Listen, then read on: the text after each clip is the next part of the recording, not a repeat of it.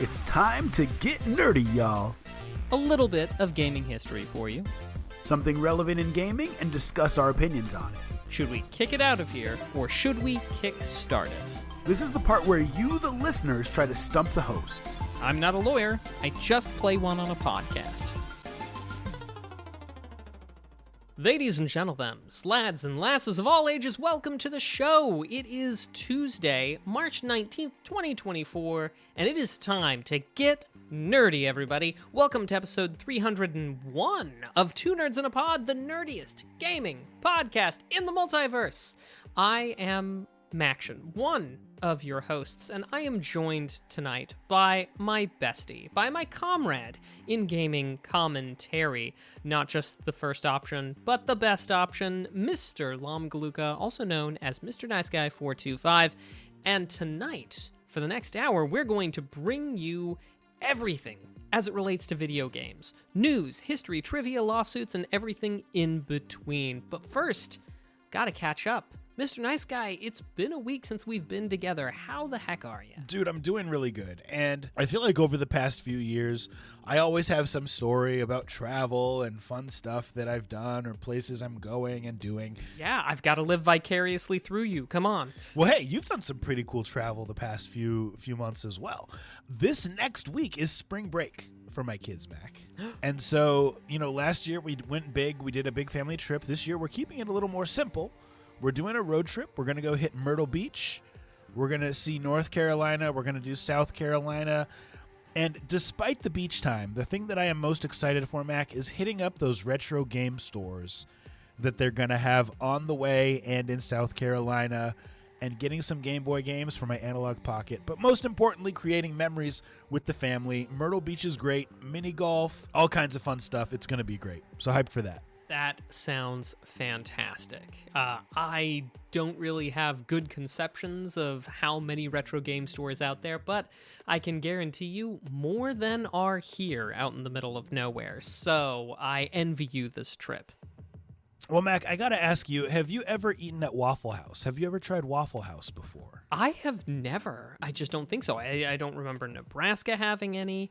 Michigan may have had some Waffle Houses, but I don't remember them if they were. So, well, I'm not here to tell you that Waffle House is amazing food. In fact, you don't need to be good food to be an institution. That's exactly right. If you Google Waffle House or YouTube Waffle House, you'll probably see videos of people fighting. Maybe it'll be employees fighting amongst themselves. Some may be employees fighting customers. It might be customers fighting customers. Or it might be employees fighting their bosses or people on the street. So lots of fighting. If all it is just fighting, when does the food come? That's a good question. And luckily, I've never been in a Waffle House where there was fighting. But my kids, for whatever reason, love Waffle House.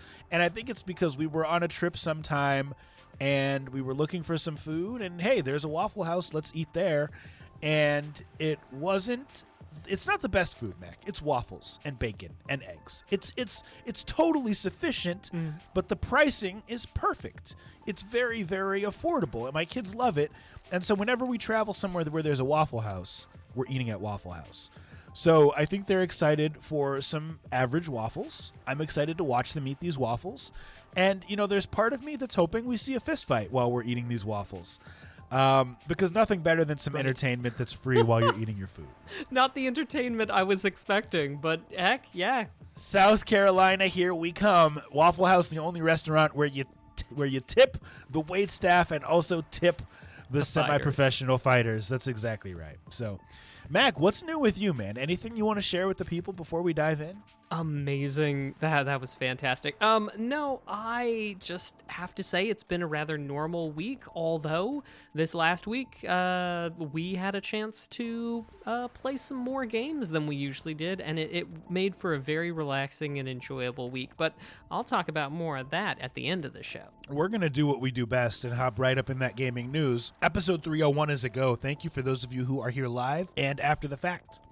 I'm very parched, Mac. I'm glad I got a big cup of water here. We got a few news stories to talk about today. First one is on GameSpot.com. This is written by George Yang. I don't know if we've read a story from him today. Shout out, George, if this is one of your first articles on GameSpot. Here's what he writes. LinkedIn has confirmed that it is adding games onto its social media platform. However, no launch date has been announced yet. We're playing with adding puzzle-based games within the LinkedIn experience to unlock a bit of fun, deepen relationships, and hopefully spark the opportunity for conversations, a LinkedIn spokesperson told TechCrunch. Quote, stay tuned for more. According to leaked screenshots from web developer Nima Auji, the 3 games that look to be in development are Queens, Crossclimb, and Blueprint. They all seem to be rather simple puzzles. I think it's meant to say puzzle games you'd see on platforms such as Wordle from the New York Times. Players can track how often they play in order to keep their daily streaks. LinkedIn is owned by Microsoft, but it's unclear how much involvement it has over this initiative, etc., etc., etc. Mac, do you use LinkedIn? Are you a LinkedIn user? I do not use LinkedIn. I think back in my undergrad days, I was required to make a LinkedIn account as part of like a general ed class or whatever. But yeah, I'm not on there, and I'm certainly not wordling. So I guess my question for you, and this is kind of a theme with everything we talk about, is the potential effect of this type of gaming on the industry. They claim that it can help deepen relationships. I mean, I agree. How so? How on a platform that is meant to be a professional platform is this deepening relationship? Hang on. I'm not saying it'll deepen relationships there. I'm just saying that I agree wholeheartedly with the proposition that video games can help deepen relationships. I mean, Godspeed to them trying to deepen relationships on LinkedIn, but yeah, I don't know how it does it for them. Yeah, and so like for the industry as a whole, what do you think about this? Well, I think this leans towards oversaturation, just to give you my opinion. But what are your thoughts, man? I know that we very much are in a situation where there is so much good video games out there. Exactly.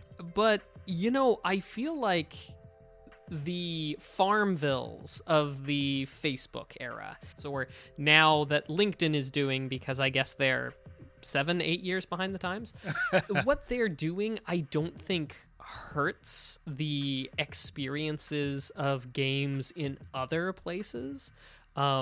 Maybe it takes a little bit more of your time, but I think there's still plenty of room, and not plenty of room if you want to be a completionist, but, you know, I think at some point in time, we've all got to let that dream go. Yeah, you know, I don't know. I don't even think that gaming on Netflix is helping. I don't think it's necessary. And so I don't see how this is any different, and I don't see how you'd want to deepen relationships on a professional platform through gaming or through any other hobby for that matter. Now, granted, you can share some personal posts about yourself. Hey, I like to fish. Hey, I ran a marathon. Hey, I beat cancer. Yes. Those are all fantastic. You know, you deepen relationships through the content that you provide. But I just don't think that video games, as much as I love them, are the solution for every social media platform to get more engagement. And that's ultimately what they're trying to do, is get more engagement. I notice as I scroll at X, which used to be known as Twitter, there's a lot of things that pop up that either interest me or frustrate me. And the algorithm is very, very accurate in putting stuff in front of my face from people who I do not even follow that gets me to inadvertently spend more time on the platform. And I think that LinkedIn is trying to do that, and I don't think video games are the way to do it. Leave my art alone. Allow my art to exist in the ways that it is most effectively achieved, as opposed to 3 puzzle games to quote-unquote deepen relationships. Those are my thoughts. I could hardly agree with you more, Mr. Nice Guy. It certainly isn't bringing anything new, especially with titles like that. Come on, if we've learned nothing else, if you want to sell units, you got to have yourself a good, solid, killer app, a game, an exclusive, a platform. LinkedIn, now is the time for you to dig deep, get creative, make it happen, guys. Don't get in trouble with your employer for setting a high score during the hours of 9 to 5. Just be careful. That's what I'm saying to people out there. Promote synergy, but maybe not this way. Well, Max, speaking of things that are new, and kind of in the same proximity as Farmville, which you mentioned, I want to talk to you about a game that I think you play, and a recent update that came to it. This is on PCGamer.com by Andy Chalk. It's about Stardew Valley. Barone Watch 2024 has concluded the Stardew Valley 1.6 update is now live, and that means we finally got the full rundown of all the changes in the long-awaited update. Stardew Valley's 1.6 update, lest you've forgotten, was intended to be a small thing. Creator Eric Barone warned players in 2022 that it would mostly be focused on support for modders, and, quote, won't be huge. That promise didn't last long as Barone kept piling things on: a new farm type, 3 new festivals, support for 8-person multiplayer, new late-game content, and more.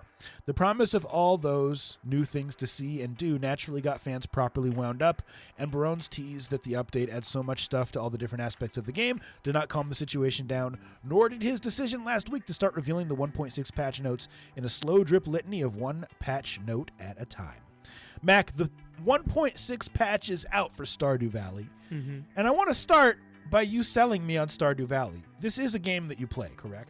Yes, it is a game that I've played, and at a previous version, I would say that I beat it. So, Mr. Nice Guy, Stardew Valley is a game that lets you, just have a cozy experience.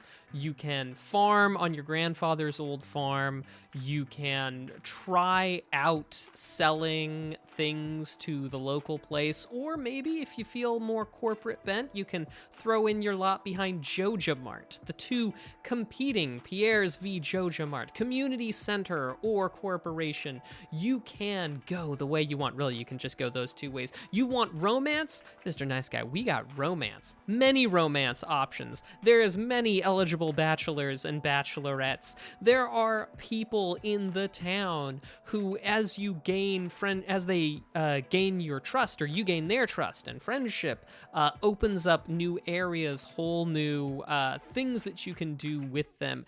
Beat poetry, all sorts of wild stuff that's just cozy, but not really. But there is also excitement. Because you've got the mines, you've got fishes that are trying to, what's an RPG without fishing is hardly an RPG at all. You go to the depths of the mines, combat, fighting, harvesting, animal husbandry. It's got it all on. What? And it's got it all. Animal husbandry. That's when you take care of like farm animals. Got it. I did not know what that meant, and that's not what I would have assumed. So anyway, let's Fair continue. enough. So, but it's got it all wrapped up in a nice, cutesy package with mysteries to boot and chances to even do a little bit of magic from time to time. And there's a lot of content in Stardew Valley, and clearly even more. But I think it's important to note that it is a game meant to take a lot of time and be a cozy experience, be something that you spend a lot of time doing at your own leisure. And that's the best pitch I think I can give you for Stardew Valley. So, from what you know of me, am I going to enjoy Stardew Valley? And I guess maybe the bigger question is, did you enjoy it? It sounds like you did. Yes, I did quite enjoy Stardew Valley. I think, Lom, that all of us have that time in our life where we really, really need to unwind, de-stress, and video games can be that. And I found that Stardew Valley was especially good at giving me, time in my life when I needed it to just have something comforting and relaxing. I think... I think if you're having one of those times, I think you would thoroughly enjoy Stardew. Not to say that you can't enjoy it if things are good. It's just especially soothing when you got stuff going on. Understood. And last question, at least related to Stardew Valley, is 1.6 update with all of the content that it has going to make you hop back in? Especially now you've got that lightning fast internet, and it has 8-player multiplayer. So I find that 8-player multiplayer might be a bit too many for me. I might still stick with the 4. I think the most I've ever had before was like 3 people at once. But yeah, this end game content, I'd love to experience that, load up my old save, and see what else there is to offer. Last time I popped in, there had been a whole island added, so that was fun. Well, Mac, I want to share one other news story that relates to this a little bit, because we've reached a point now where games are not necessarily all games as service, but many of them get update after update after update that provide quality content. Think Minecraft, think Stardew Valley, and now think World of Warcraft. This is on PCGamer.com by Heather Newman. Here is what Heather writes. Today's announcement of Warcraft's next patch event, 10.2.6's pirate-themed Plunderstorm, marks a number of firsts for the venerable, massively multiplayer RPG. It will launch today with no player testing and includes a wild 60-player Battle Royale mode. Not only is this the first time that the mode will appear in Warcraft, it's not on standard servers or using existing characters. Players will choose between their normal servers and the Plunderstorm event when they log into Modern Warcraft client. Its rewards will include a bunch of stuff that I'm not going to read, but dual mode rewards that are also a first for the games. Classic players will need to download the modern client to play, but do not need to own Dragonflight, it says. Mac, I think about No Man's Sky, I think about Cyberpunk 2077, and the fact that these games were all broken when they first came out. I even think about Halo Master Chief Collection, which now is the way to play Halo if you're looking to play those old games. But at launch, it was really, really struggling. These are not necessarily games as service, but they're games that got updated, that got fixed, that got new life breathed into them through updates. Are game reviews irrelevant at this day and age?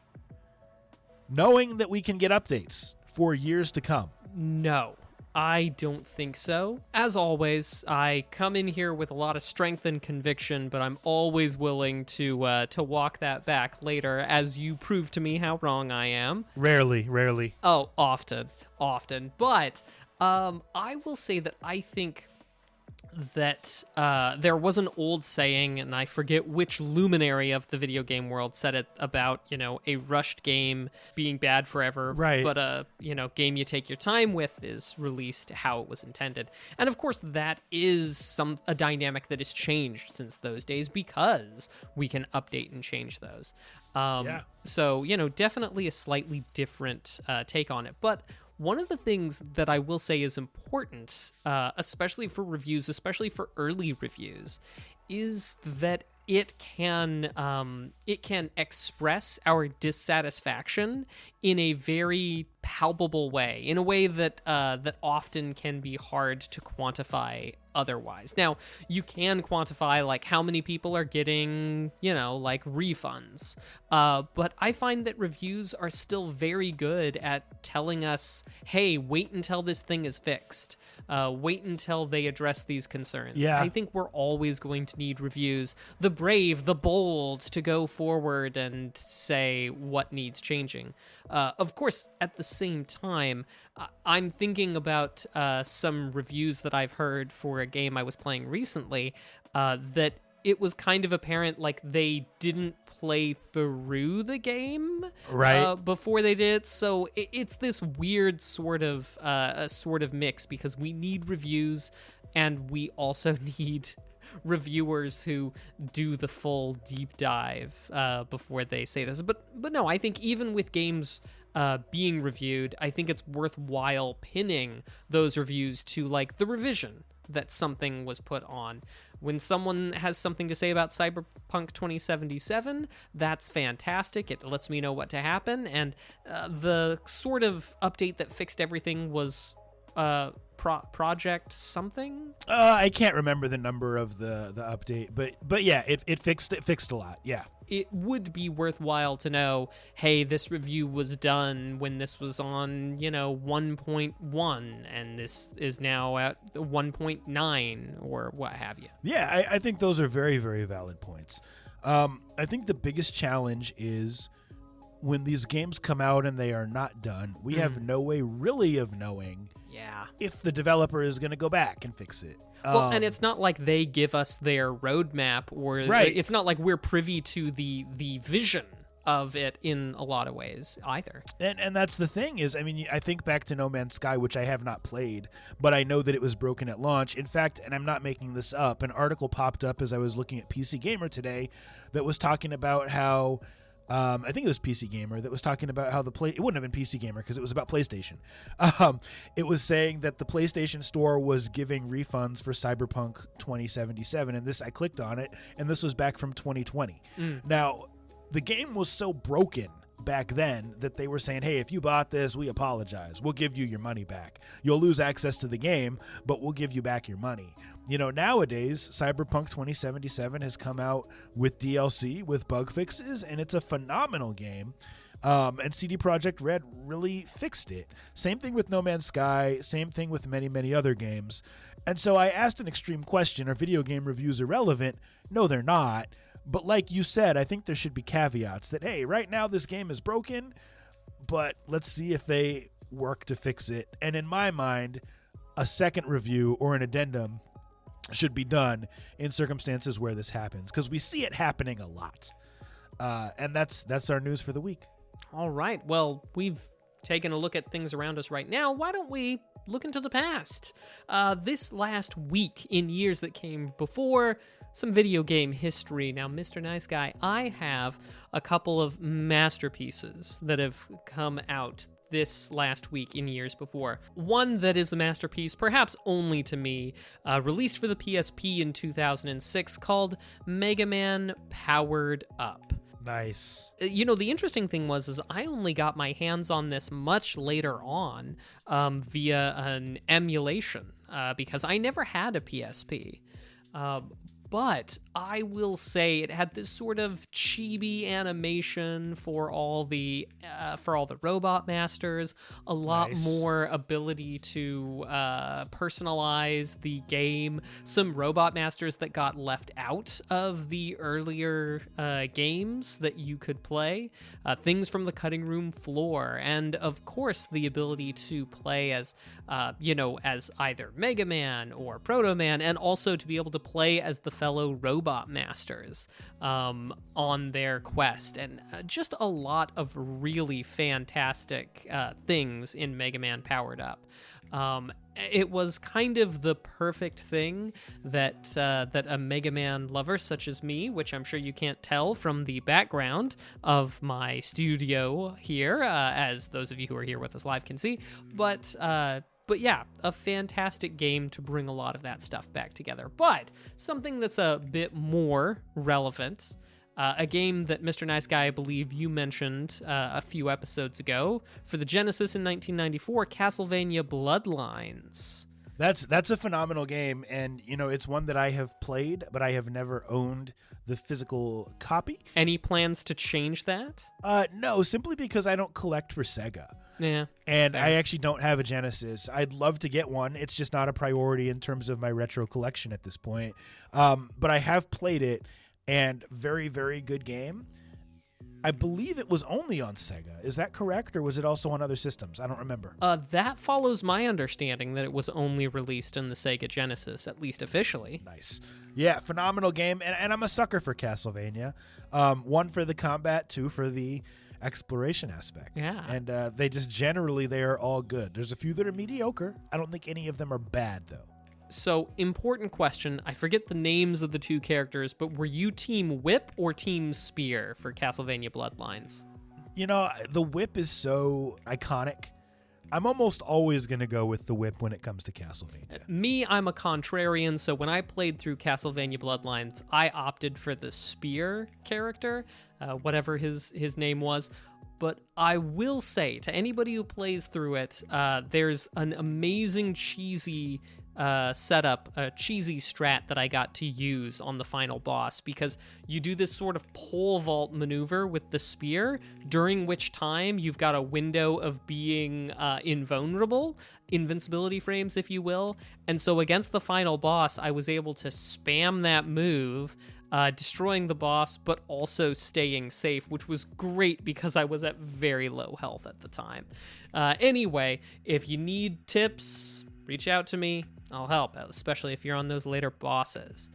Love it. Mr. Nice Guy, last one, second to last thing to talk about, released on the PC in 1995, Descent. a masterpiece of sort of flight simulation. Although you're inside of basically mines, it's like 3D tight quarters. Descent was one of those games that really scared me when I played it initially. Of course, I was young and everything, but like, it's got, at least for me, it had some very horror-tastic vibes. But yeah, good stuff.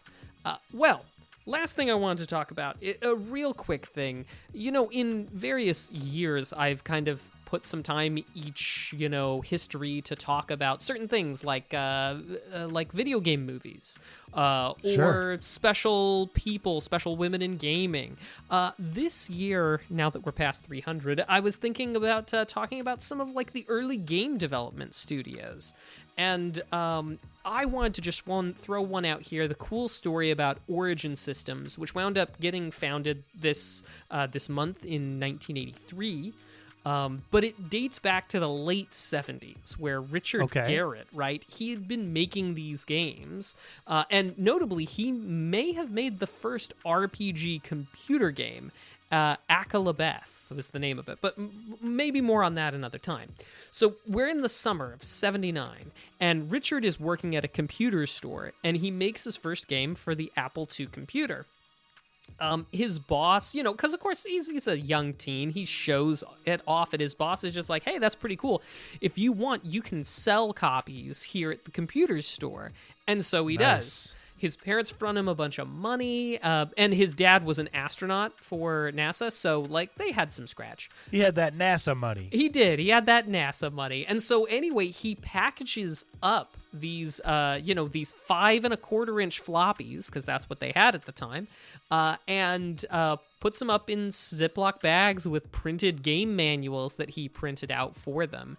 And because that is, I kid you not, that's how we were selling games back there in the late 70s, early 80s, computer games. So he sells those, which don't do too well, but an actual publisher gets a hold of one of them and signs him up.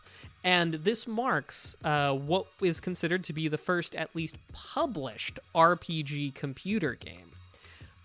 Anyway, we fast forward a little bit, and we get some more games such as the Ultima series. And long about the time that Ultima 3 comes out, Sierra had been publishing the games, and there was a dispute about them cheating him out of some of his royalty money. So he's like, well, you know what? I'm going to start my own game company, Origin Systems, to be both game developer as well as game publisher.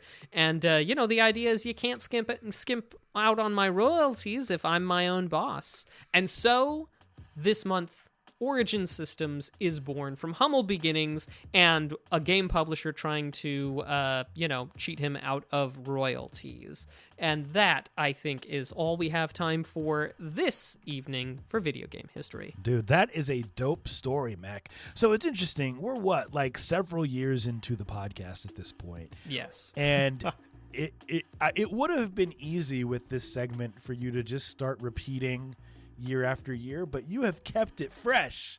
You kept it funky fresh. Aww. And there's new stuff in gaming history that was not the stuff from the previous year's episode in the same week, and it's awesome. Well done. Well, thank you. History is big and vast, and I'm glad that you appreciate it, because some of this takes more time than others.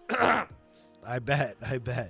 Well, hey, it's time for our next segment, the topic of the week, where we discuss something relevant in gaming and give our opinions on it.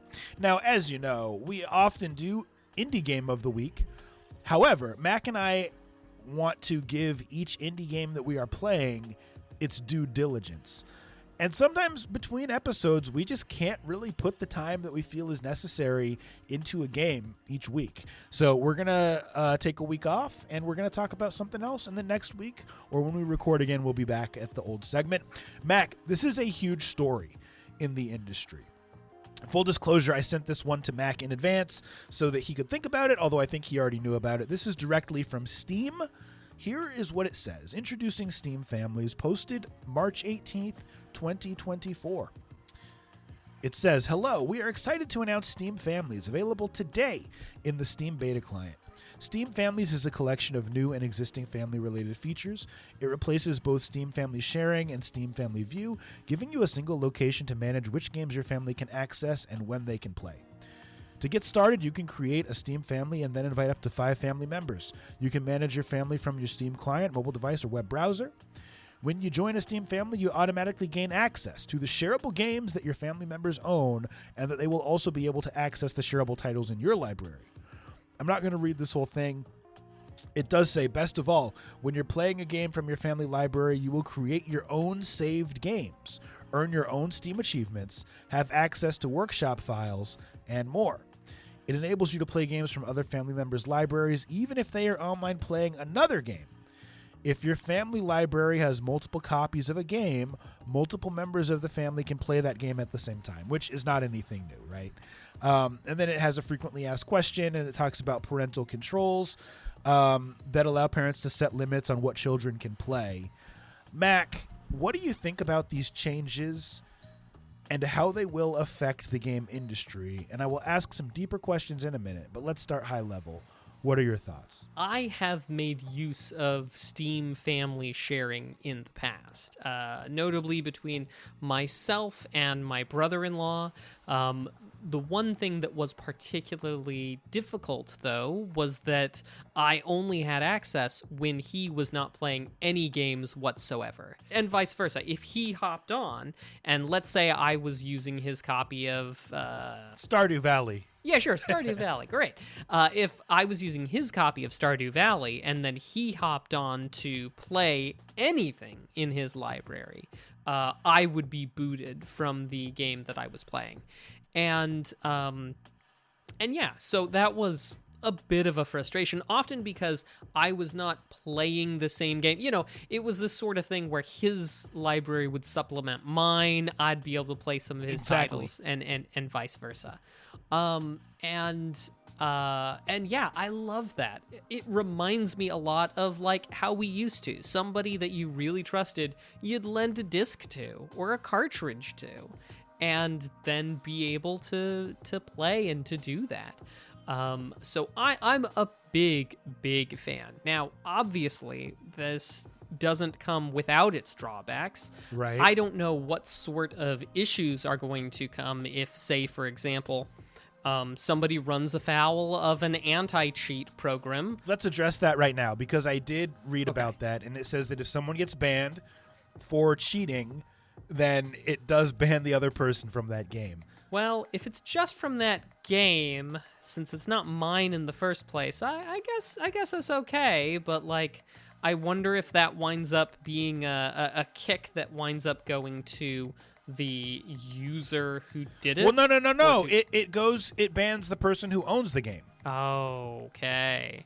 So if I'm playing a game, I'm playing Mac's copy of Call of Duty. Mac's copy of Call of Duty. That's fresh. Sorry, carry on. I used a silly example on purpose. Yeah. Then I cheat. Then you're also banned. Now, I don't think you get banned from Steam completely, but I believe you get banned from that one game. And I'm going to find a source to back this up, but I read that earlier today. Mm-hmm. Okay.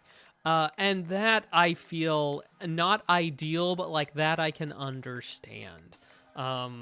You know, to some extent. And again, you just want to be sharing your games with people that you trust. So maybe this will wind up being a decent check or balance on the, on the thing.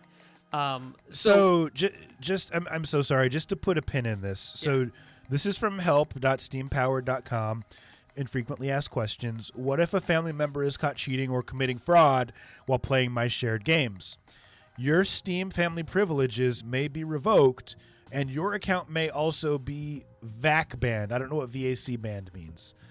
If a member of your Steam family playing a game from you cheats or commits fraud. So you can get punished for my actions if I'm doing something silly using one of your games. So VAC stands for Valve Anti-Cheat, which VAC bans are permanent, non-negotiable, and cannot be removed by Steam support. If a VAC ban, will ban the user from playing that game on anti-cheat servers in the future. So it would keep you from playing that.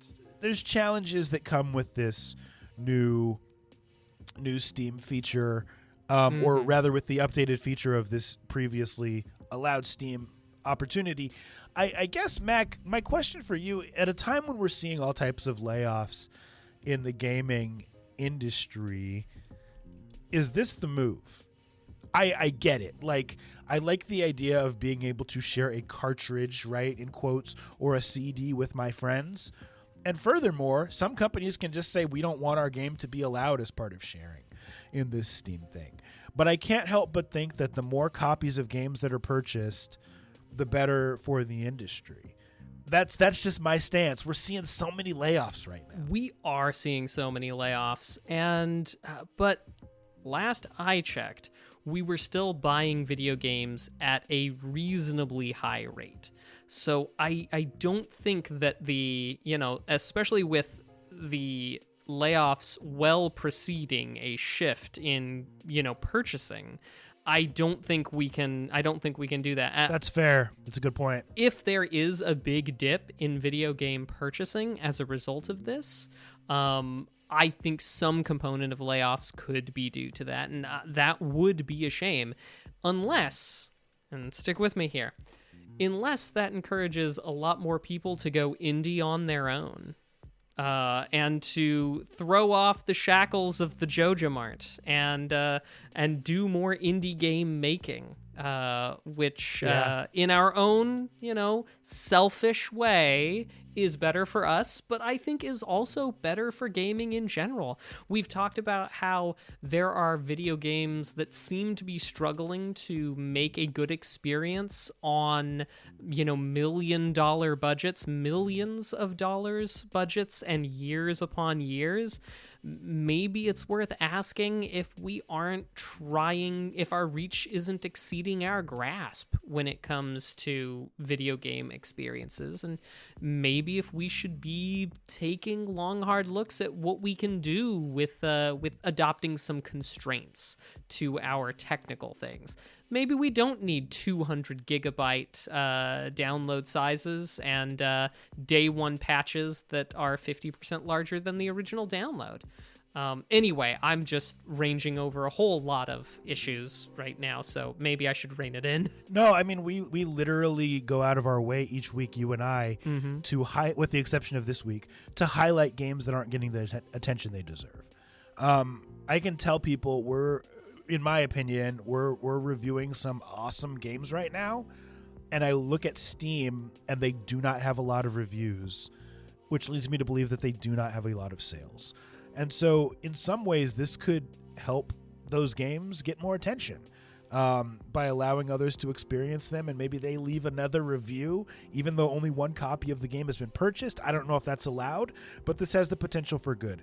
The last thing that I will say is I got to give kudos to Steam. Despite some of my skepticism, they're taking the opposite stance that companies like Netflix are taking, where Netflix is saying, no, we don't want you sharing passwords, and we're going to go so far as to look at your IP data and see if one person is in Kentucky and another person is in California, and we're going to know that, there's no way this is the same person. You're sharing passwords, right?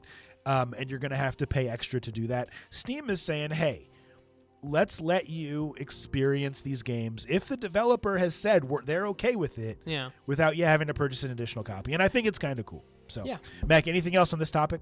Just that I agree with you. I think it's cool. I'm excited to try it out. Awesome. That's been our topic of the week. Well, now we turn to a crowdfunding project that's trying to get off of the ground. We call this Kick or Kickstart.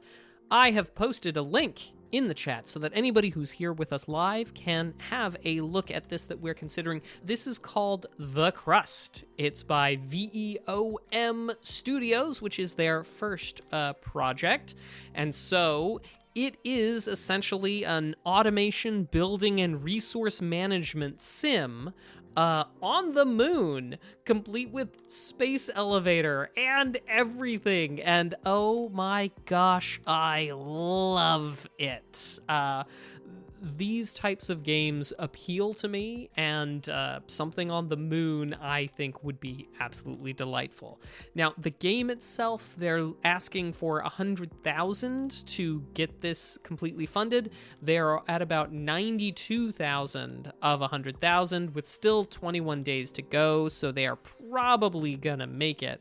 And it's a $25 minimum buy-in for a copy, and they're expected to launch in 4 months, in about July of 2024 here for this. So yeah, I mean, what more is there to say? Colonizing the moon, space elevator, resource management on the moon. I know I haven't given you much time, Mr. Nice Guy, and that 2-minute video on the Kickstarter shows some scenes, but mostly focuses a lot on sort of, I would say, the story rather than the substance. But yeah, anything anything stand out to you, my good man? Yeah, so once again, I analyze these always from my perspective as a gamer, but also just from my experience with different things like entrepreneurship and just the limited knowledge I have of business. And I think that this hits all of those notes on the business side, right? Because we always say if you're asking for money, you need to be paying yourself. These folks are asking for $100,000, and their estimated delivery date is only a few months away, which is great. You don't have to pay yourself as much in terms of salary if you're releasing the game in 3 months. Like, they're not asking the viewers or the people to fund their life. In my opinion, it seems that they are really asking people to fund the game. Now, of course, could they say, oh, it's delayed? Yeah, they could. And hopefully that doesn't happen. From a gamer perspective, this immediately gives me anxiety.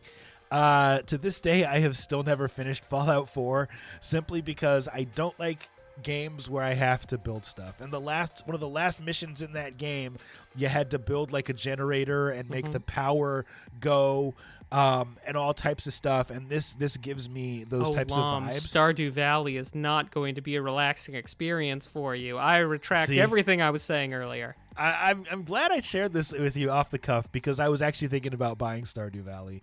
But Stardew Valley is like 2D, so maybe I'd like it. So we'll see. But no, Mac, this looks great. They're asking for a reasonable amount of money and planning on putting the game out in a short amount of time. And the video is put together really, really well. And while this is not my jam, for people who like these types of games, this is going to be your jam. And it looks like it's really polished. And I'm excited to see what they do. Yeah.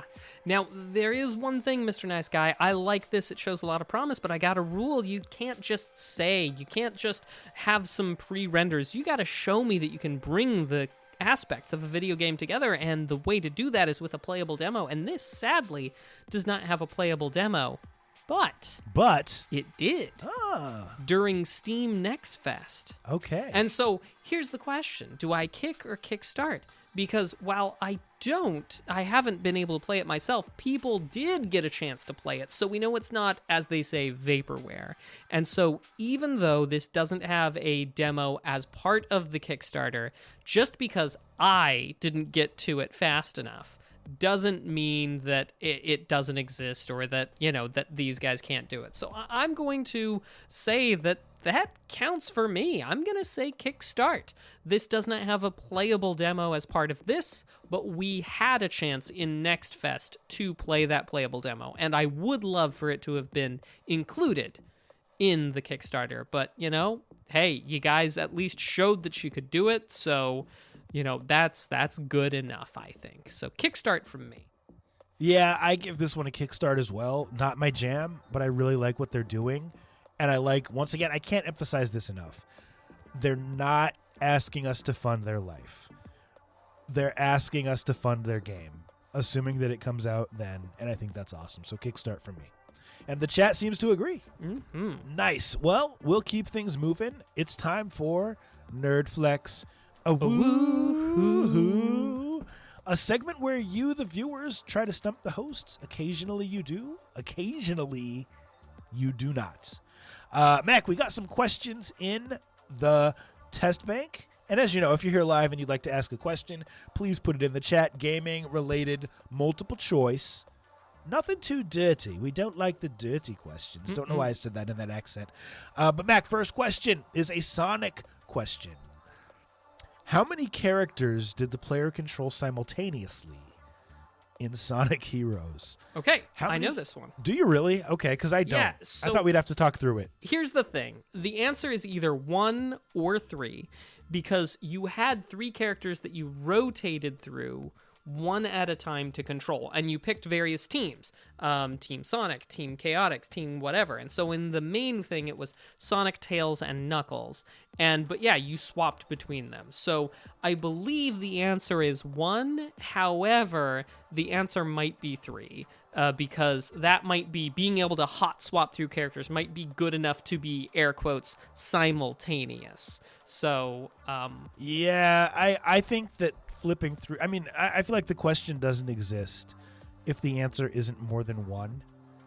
You know, because you always control at least 1, right? There was a game I played back in the day called Elo Milo, where you're controlling each character at different times, but it's viewed as controlling them simultaneously.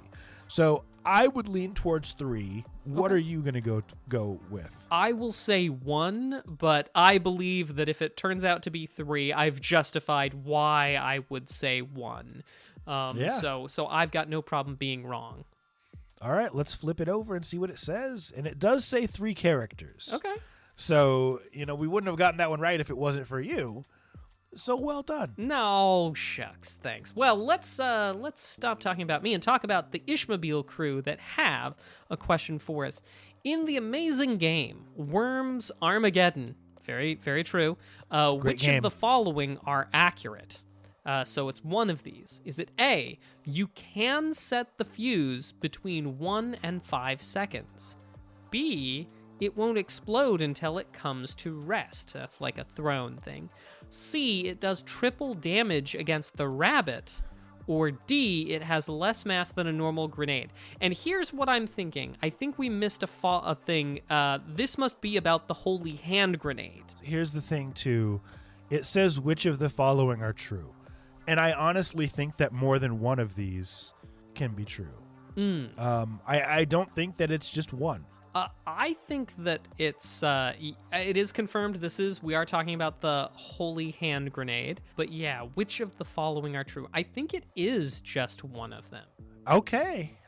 Which one do you think it is? Well, I think it would not be in keeping to have the fuse setable because, that's 3 must be the number counting. 4 is right out. 5, and so on. Yeah. It won't explode until it comes to rest.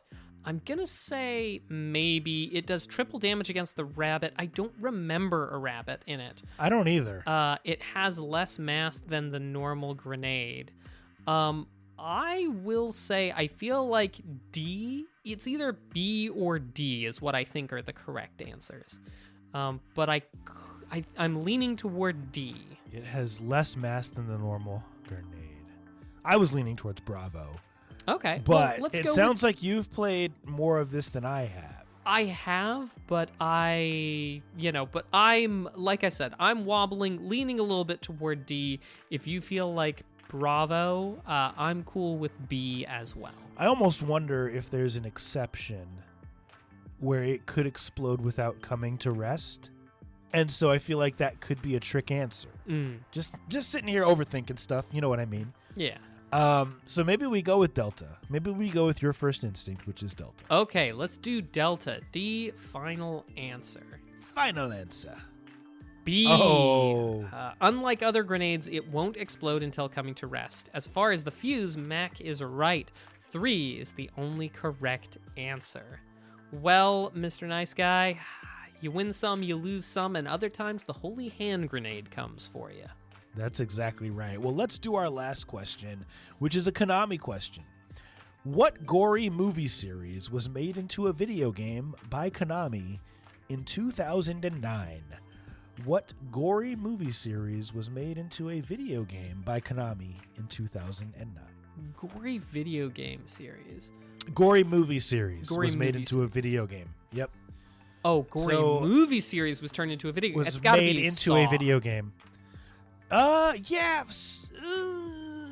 Is there a Saw video game? I feel like there is. I mean, if there isn't, it's a missed opportunity. Let's just go with Saw. Final answer. All Let's right, do it. Saw final answer. Oh my gosh, Mac, you're so good at this. It is indeed Saw. Let's go. Okay, I'm feeling. So what's that? 2 for 3 today? Yeah, not too shabby at all. That's been Nerdflex. All right, well, now we turn to a little bit of legalese. Legalese. First, a quick shout out to Snap Crackle Zap, who reached out and wanted to know more about Epic v. Apple and Google in light of certain recent events, which we'll get to.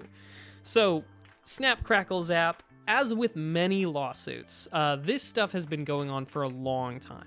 Matter of fact, Lam and I first started talking about Epic v. Apple and Google back in, I believe, episode 136 is when there was first movement on this. We had commentary, we talked as we got many updates in 153, 156, 178, 181, 87, 199, 248, 266. It's been a whole thing. And you can listen to any of those if you want more about how it's progressed. But as the brief recap, the things that we know, as opposed to the things that were just said in a vidya, in a PR, push, the things that we know is several months before Epic decided that they were no longer going to honor the terms of their contract with Apple and Google. Specifically, some of the provisions, like you can't deliberately hide code in game updates to try and sneak things past us, or that you have to give us, and by us I mean Apple, Google, you have to give us a cut of your sales from those on those mobile devices because we're hosting their game. Several months before, they started doing exactly that. And again, it was against the terms of contract. Now, when it came to light that they had broken their contract with Apple and Google, they waited until Apple and Google found out about it. And then Apple and Google said, hey guys, we're going to boot the games from our platforms because you broke you broke your contract. And they also terminated some other things, such as the Unreal Engine. That was up in the air for a little while, and that's when the lawsuit started in earnest. Some things got stopped and held off for a while, other things went forward, and there is, again, so much to this story. It involves judges, it involves things going back and forth, and episode 199 is where we specifically talked about the how we knew that what Epic said to the public in their public statements about what they were doing were knowing lies that got called out in court. But in the United States, where this landed was that in the Epic v. Apple side of things, Epic lost 9 out of 10 of the things that they asked for in court. And Epic may still be trying to take that to the Supreme Court, but at the very least, at the trial level and at the appeal level, that has held. And against Google, Epic instead got a jury trial. And in that jury trial against Google, they found themselves, being, I guess they more convincingly argued, or, maybe Google seemed a lot worse, a lot less sympathetic. But they opted to find, the jury found in favor of Epic against Google in that. But why is this important? This is important, and it's being asked because Epic v. Apple and Google Down Under edition, I apologize to any of our Australian listeners, but Epic also filed against these guys down in Australia. And the Australian courts, number one, put Apple and Google together. They're like, hey, we're similarly situated, so we're going to bundle this all together. And number two, they said, hey, why don't we just chill out and see how this goes in the U.S. court? And maybe that'll cause them to just drop it down here, or at least that'll give us a lot of the discovery, a lot of the things that would be useful for adjudicating this. And so now that is finally pretty much done, the Australian court is heading toward. Now, I'm not a lawyer, right? I barely know law in the United States, and I'm not going to opine on how things are going to go in Australia, but it's definitely something that we're going to keep an eye on.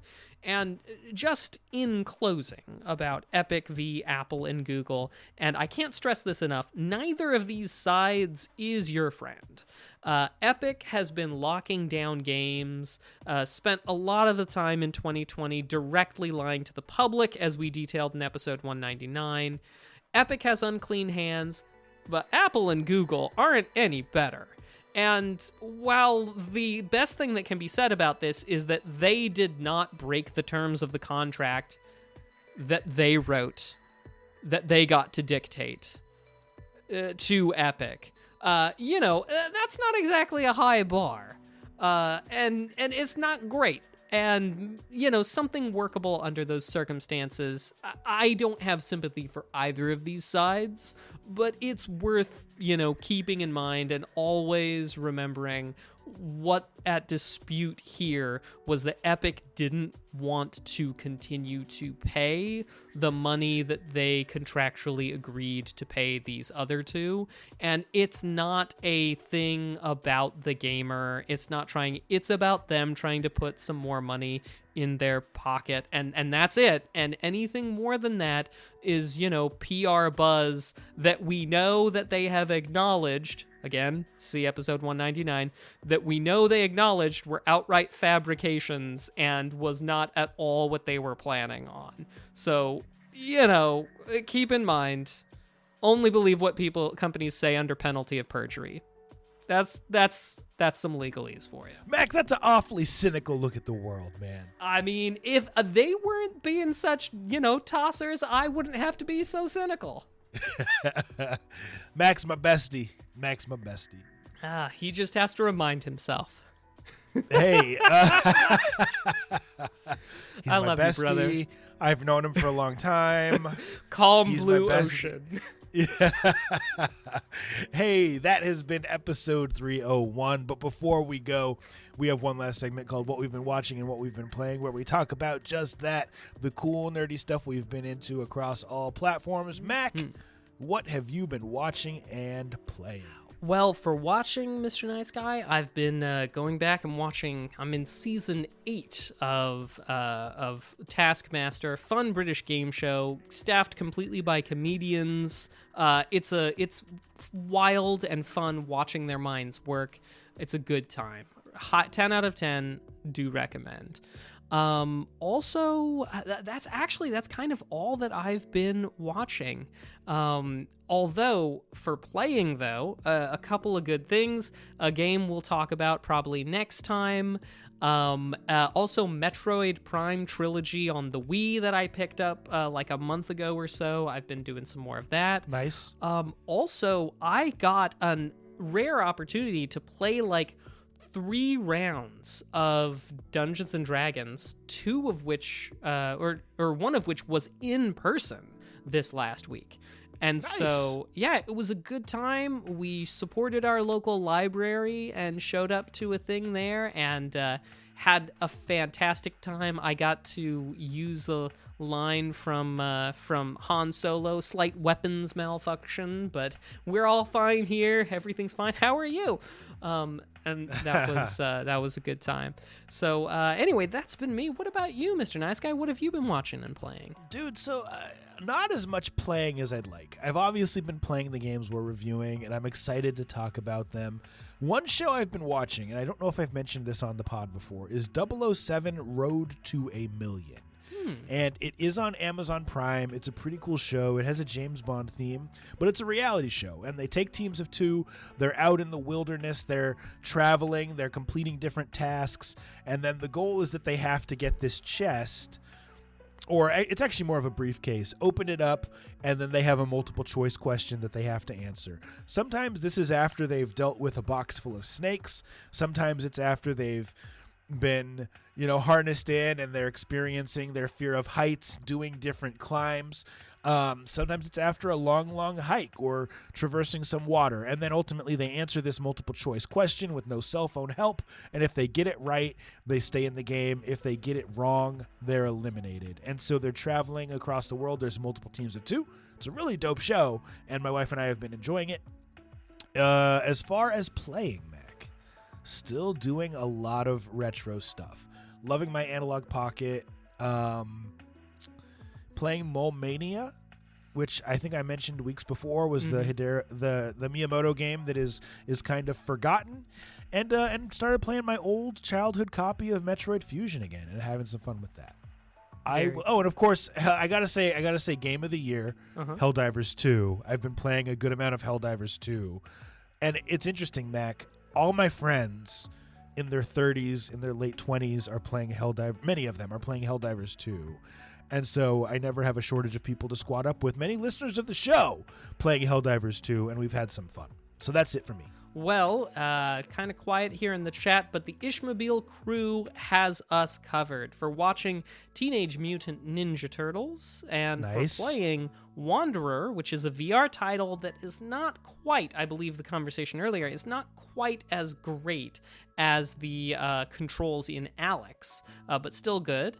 GoldenEye Source, Worms Armageddon, of course, and Worms Revolution. Sounds like a fantastic time with the Ishmobile crew. Well, ladies and gentlemen, thanks for tuning in to episode 301. We appreciate you. And hopefully you appreciate us too. I just said that because it rhymes. Hey, we'll be back next week or the week after because I'm going to be in Myrtle. Mac may bring a guest host next week. I don't know what his plans are, but you'll have to wait to see. Keep it nerdy, y'all. Video games are art. Be excellent to each other. See you soon. Bye.